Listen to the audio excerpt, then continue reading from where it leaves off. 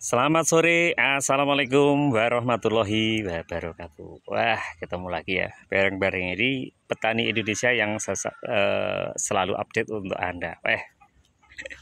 Ya gara-gara panasnya luar biasa ya, di Kecamatan Dongko ini sudah beberapa minggu full panas. Nah, hari ini kembali saya mereview tanaman ubi jalar kembali yang hari ini notabene sedang dilakukan penyiraman dan juga sekaligus tadi dilakukan pemupukan oleh Pak Roso ya.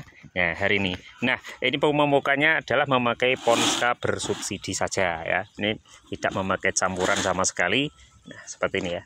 Nah, lebih baik biasanya ini dilakukan dengan SP36 bisa ya. Tapi hari ini hanya melakukannya itu memakai Ponska yang bersubsidi. Nah, oke kawan, hari ini lanjut aja kita langsung menuju beliaunya yang sedang kocor-kocor ya. Nah, ini tadi yang sudah dilakukan penyiraman ada Gemoy 122. Ini produk Bang Heri yang hari ini juga dikembangkan sama kakak saya. Nah, seperti ini. Yang wes disiram luar biasa ya, bagus sekali. Nah, areanya sampai sana jauh banget.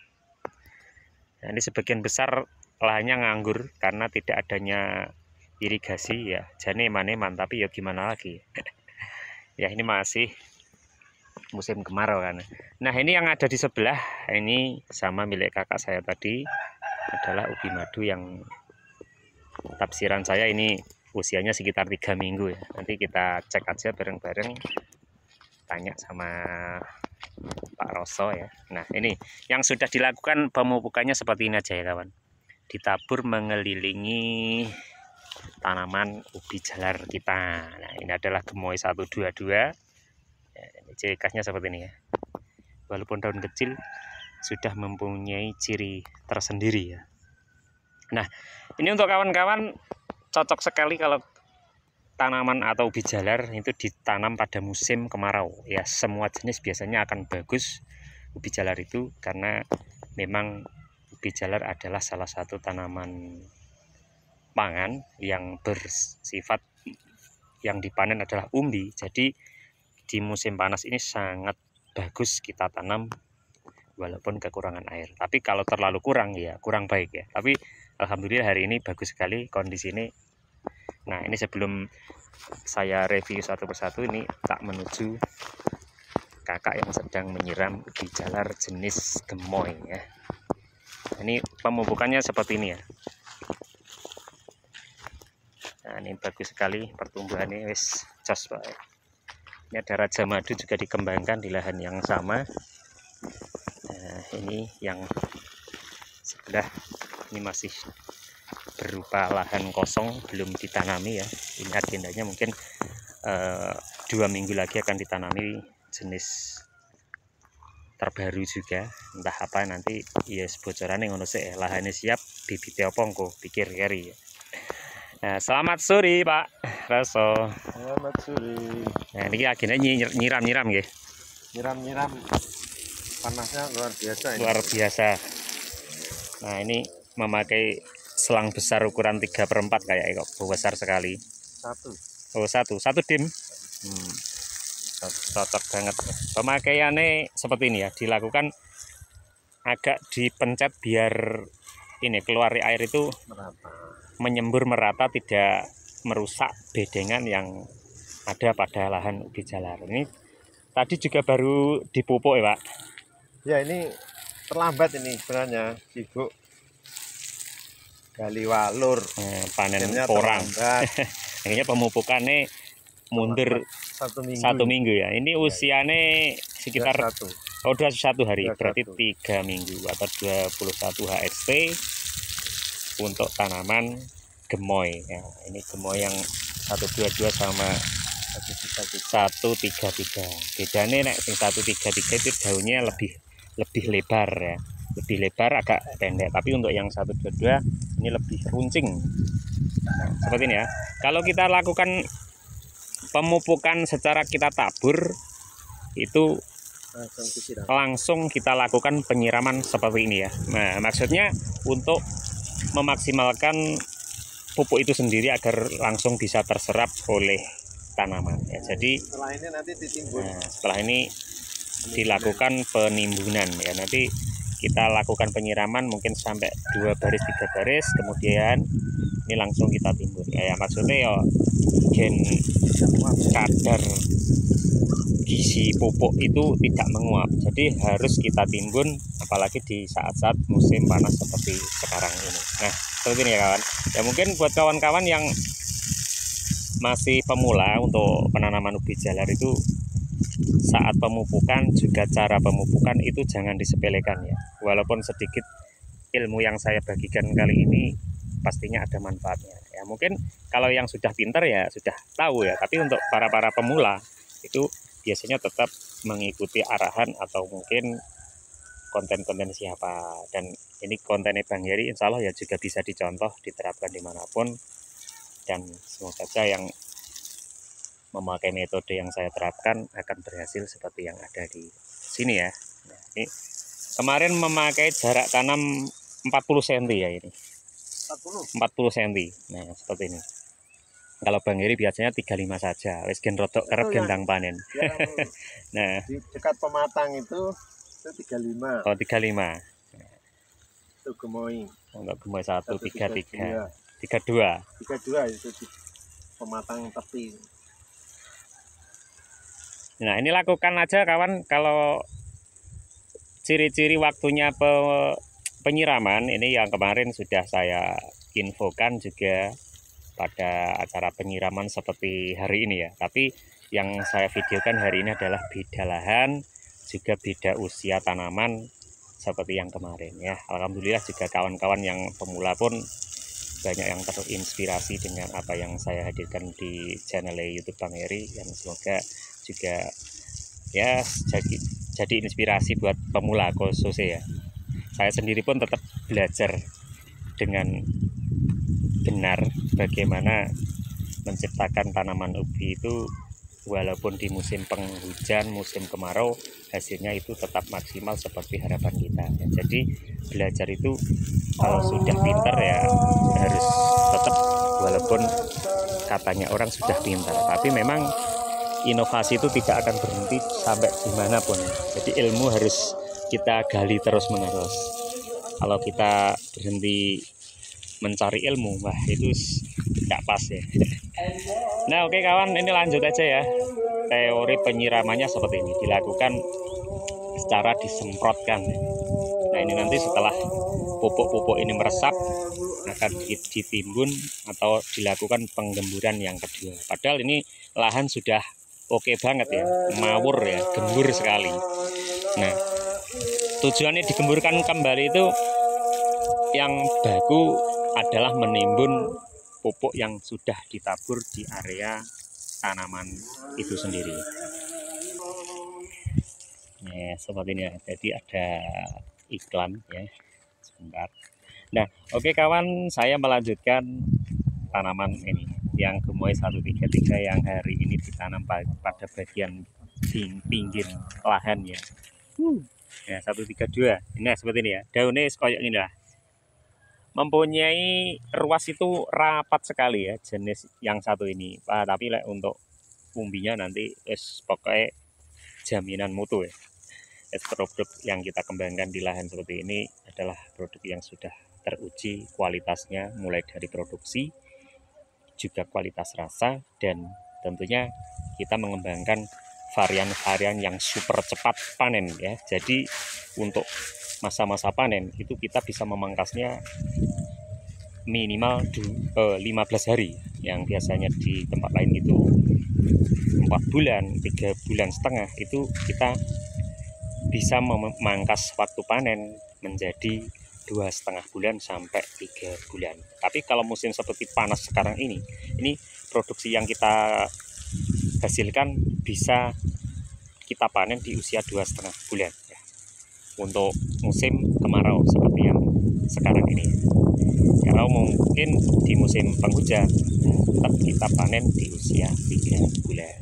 Jadi keunggulan dari produk-produk yang kita kembangkan di lahan atau jenis-jenis varietas ubi jalar yang selalu kita inovasi, seperti halnya ada gemoy 1, gemoy 122, ada 33, dan ada juga pelangi, dan juga ada gading dong. Itu adalah Rajama.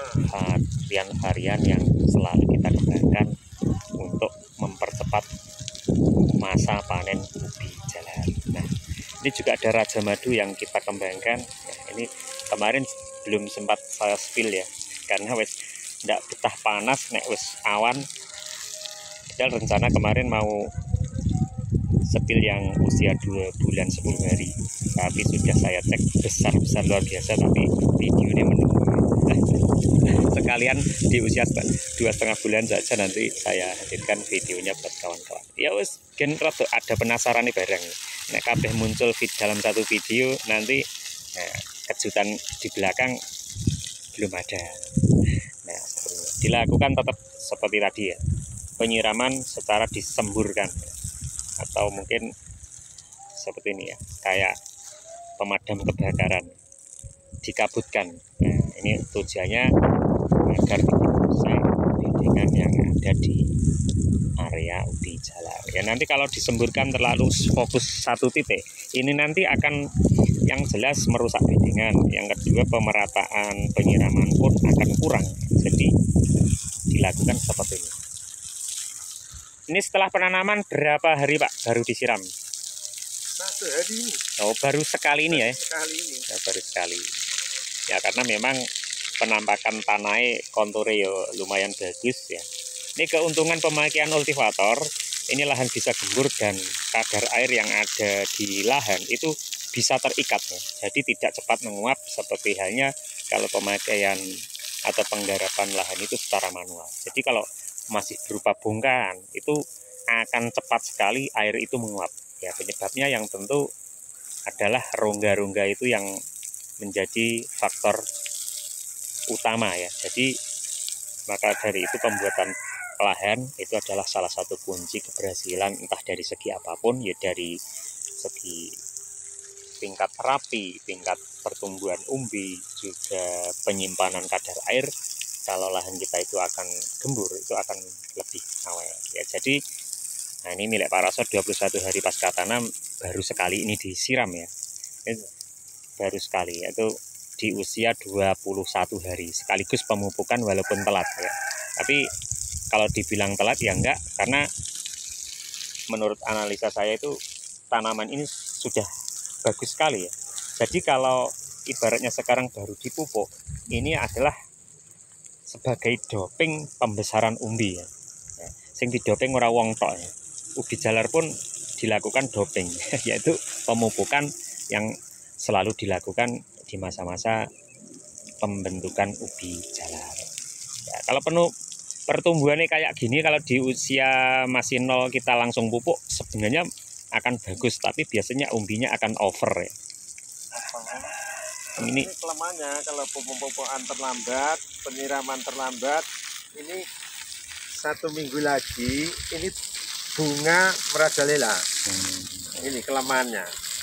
Tapi umbinya cepat besar.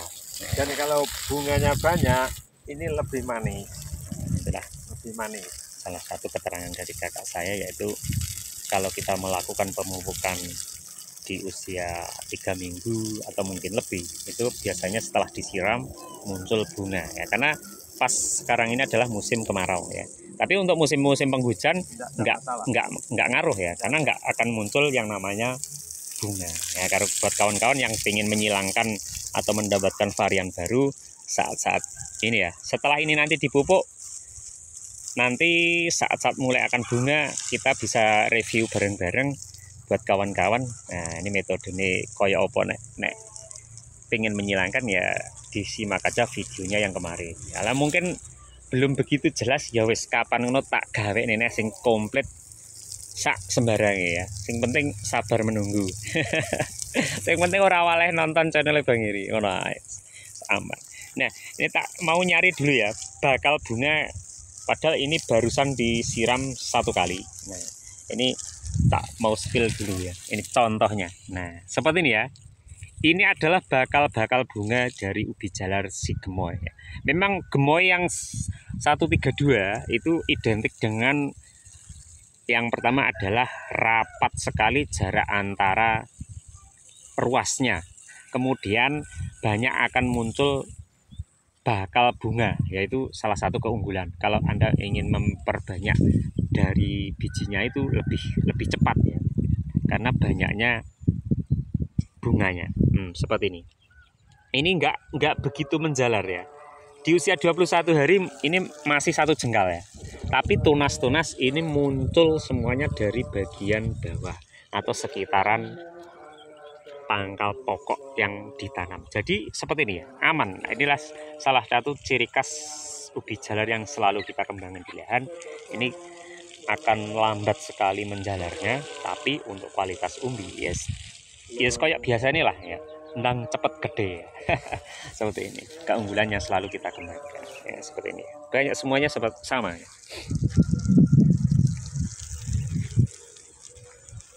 Setelah disilam ini nanti tentunya perbedaannya 1 minggu ke depan akan sangat signifikan sekali ya. Pasti akan lebih subur tanaman itu dan tentunya akan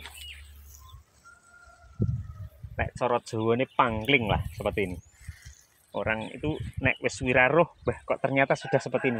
Kirang dino raroh. Nah, kata-kata itulah yang biasa sering muncul untuk yang lama tidak ketemu dan mendapatkan perbedaan beberapa hari kok sudah begini ya. Nah, ini 1 minggu lagi saya review Pak ya.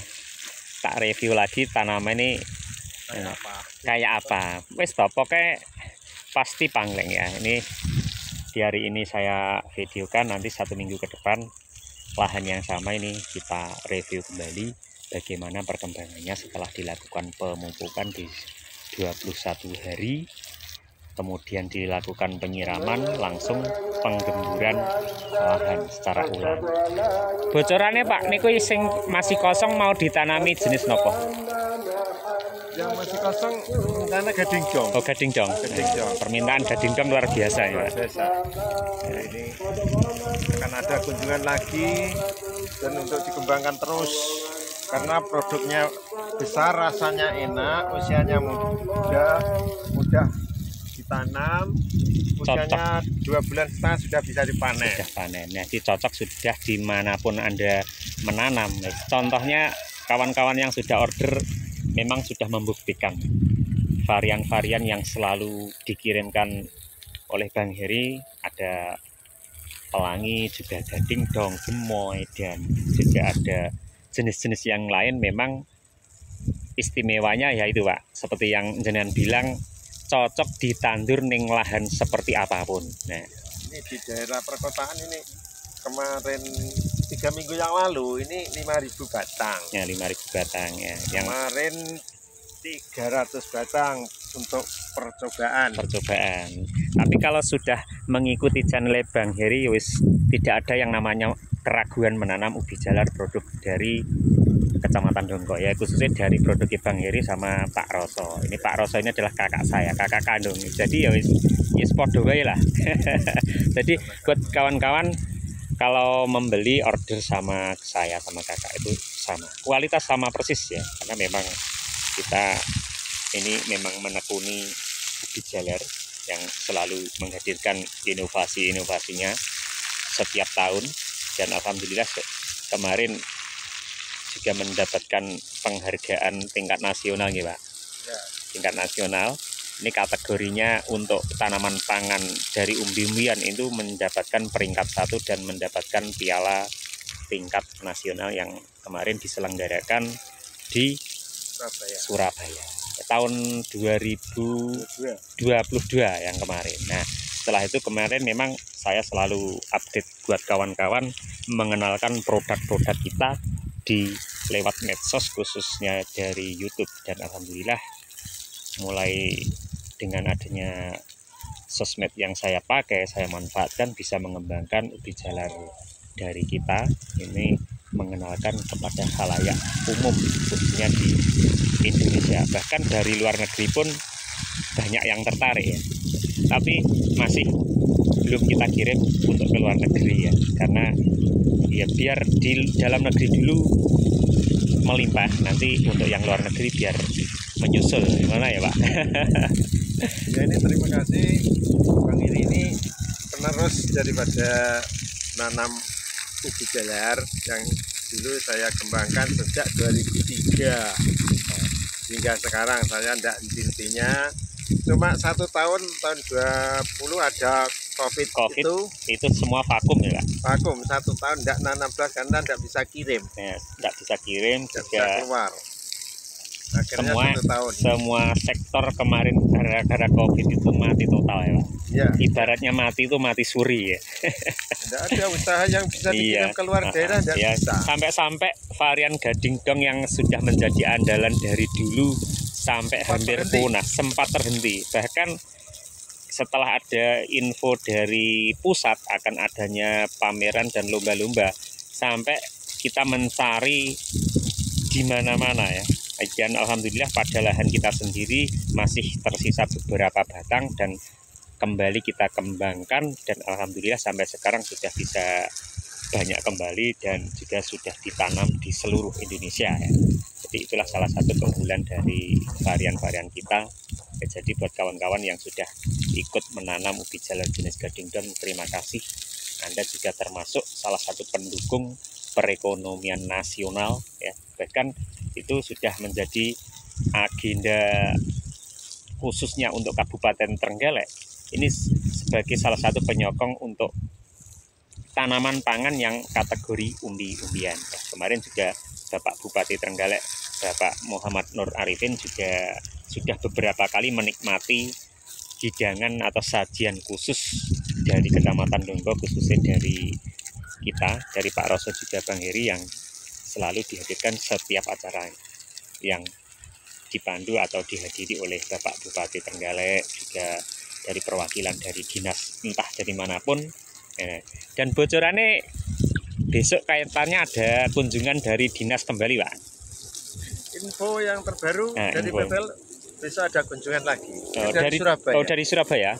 Biasanya itu kerjasamanya dengan Dinas Pertanian, juga Universitas Direktorat Tanaman Pangan tingkat Jawa Timur ya.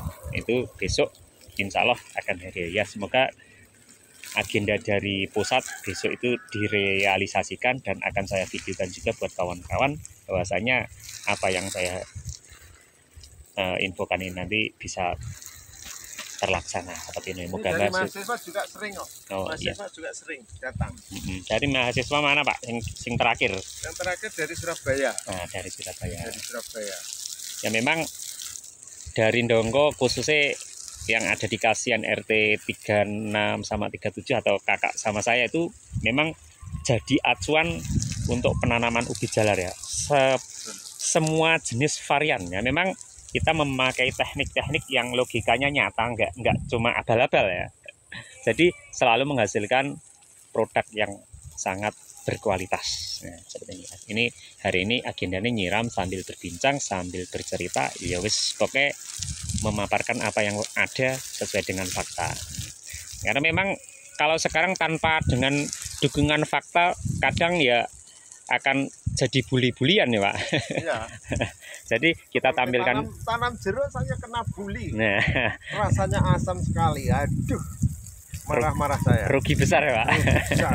Nah, ini kalau ini bisa dicoba, bisa datang ke lokasi. Ya, sharing ilmu mungkin yang sudah lebih tinggi, saya bisa juga menerima masukan-masukan.